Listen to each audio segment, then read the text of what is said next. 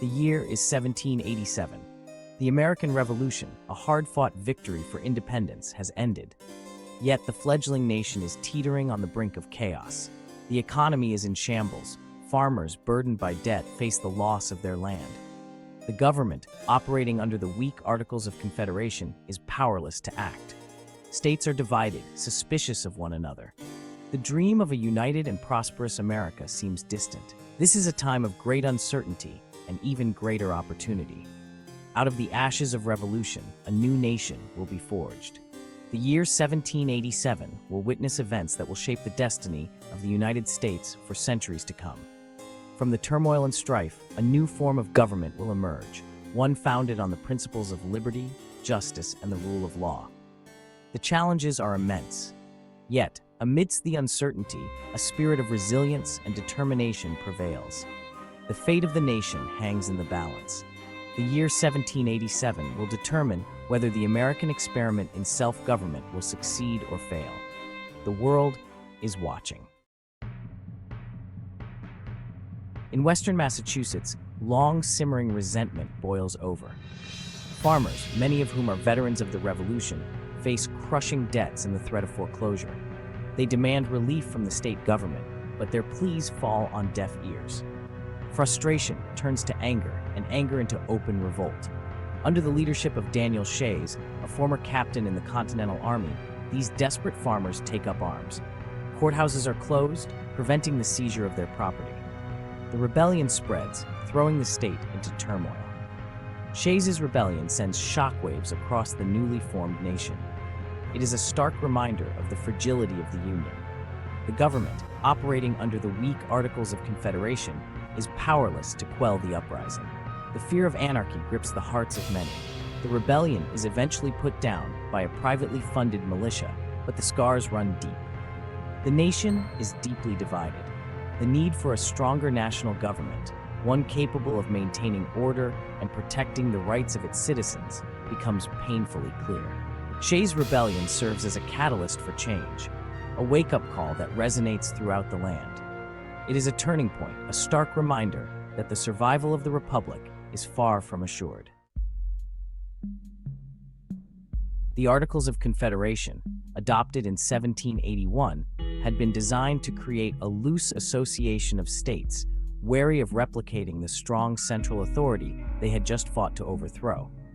The fear of a powerful central government was deeply ingrained in the minds of the revolutionaries. However, the Articles proved to be woefully inadequate. The lack of a strong central authority led to numerous problems that the fledgling nation struggled to address. The central government was too weak, lacking the power to tax, regulate commerce, or enforce its laws effectively. This impotence became glaringly obvious as the nation tried to navigate its post-war reality.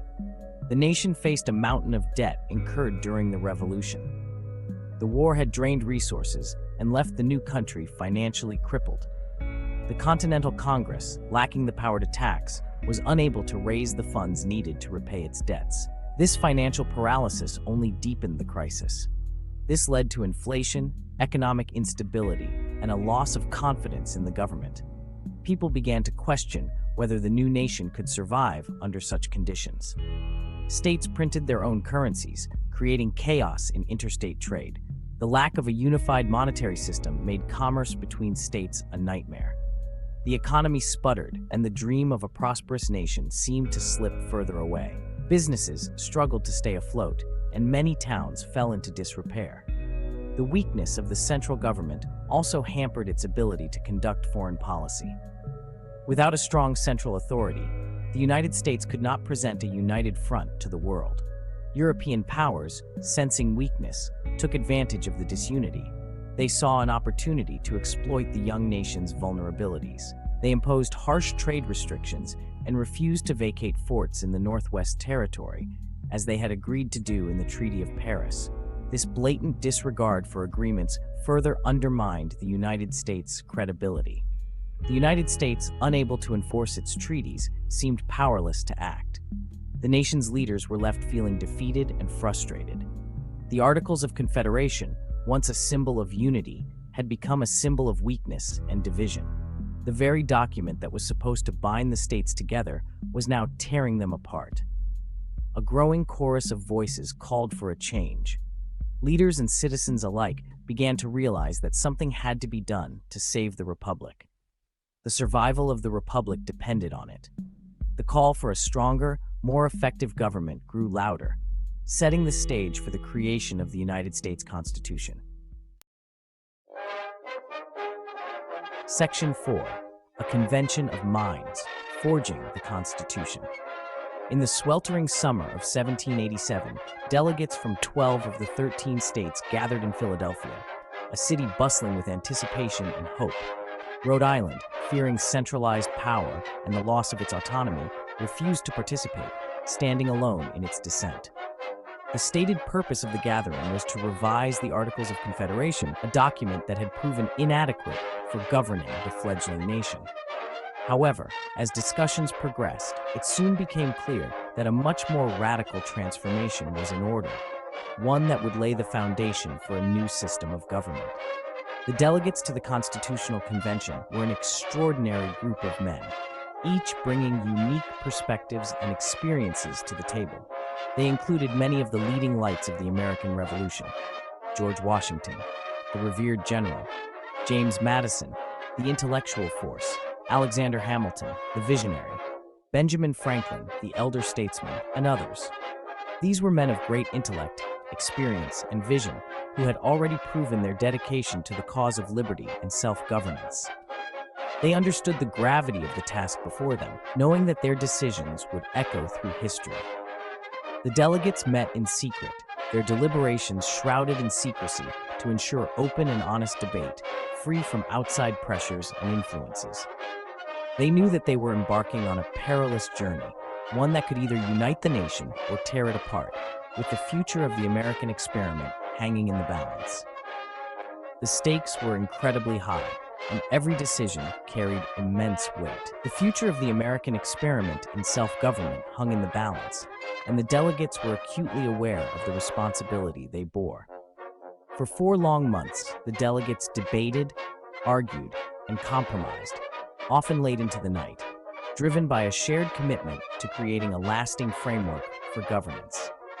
They grappled with fundamental questions about the nature of government, the balance of power, and the rights of citizens, seeking to create a system that would endure. They knew that the document they were creating would shape the destiny of the nation for generations to come, influencing not just their own time, but the future of countless Americans. Their task was nothing less than to create a more perfect union, a government that would stand the test of time and uphold the principles of liberty and justice for all. Section 5. Compromise and Consensus. The Constitution takes shape. The road to a new constitution was paved with compromise. The delegates who gathered in Philadelphia in 1787 faced a monumental task. They had to create a framework for a new government that would unite the 13 independent states into a single nation. The delegates represented diverse interests, from large states to small, from north to south. Each delegate brought with them the concerns and priorities of their home states, making the task of drafting a unified document even more challenging. Each state was jealous of its own sovereignty, and finding common ground was often a difficult and contentious process. The debates were intense, with delegates passionately defending their positions. One of the most contentious issues was representation in Congress. The question of how states should be represented in the new government was a major sticking point. Large states favored representation based on population, believing that it was the fairest way to reflect the will of the people. Small states, on the other hand, demanded equal representation for each state to ensure that they would not be overshadowed by their more populous neighbors. The Connecticut Compromise, also known as the Great Compromise, resolved this issue by creating a bicameral legislature with a Senate, where each state had equal representation, and a House of Representatives, where representation was based on population. This ingenious solution balanced the needs of both large and small states. Another divisive issue was slavery. The institution of slavery was deeply entrenched in the southern states, and any attempt to limit or abolish it was met with fierce resistance. Southern states, economically dependent on enslaved labor, feared that the new government would abolish slavery. They argued that their economies would collapse without the institution of slavery. The issue was fiercely debated, with passions running high on both sides. Northern delegates, many of whom were morally opposed to slavery, clashed with their Southern counterparts. Ultimately, a compromise was reached. The delegates understood that without some form of agreement, the new Constitution would never be ratified. The Constitution included a fugitive slave clause, requiring states to return escaped slaves to their owners, and the importation of slaves was allowed to continue for another 20 years. This compromise was a temporary solution to a deeply entrenched problem. While the compromise averted a crisis, it left the issue of slavery unresolved, a moral stain on the new nation. The question of slavery would continue to haunt the United States for decades to come. Despite the challenges, the delegates to the Constitutional Convention persevered. They worked tirelessly, often late into the night, to draft a document that would lay the foundation for a new government. They understood that the success of their endeavor depended on their ability to find common ground. Through debate, negotiation, and compromise, they were able to craft a constitution that balanced the diverse interests of the states. Through compromise and consensus, they forged a document that has stood the test of time, a testament to the power of human ingenuity and the enduring belief in the promise of a more perfect union. The Constitution they created has become a symbol of democracy and the rule of law, inspiring nations around the world.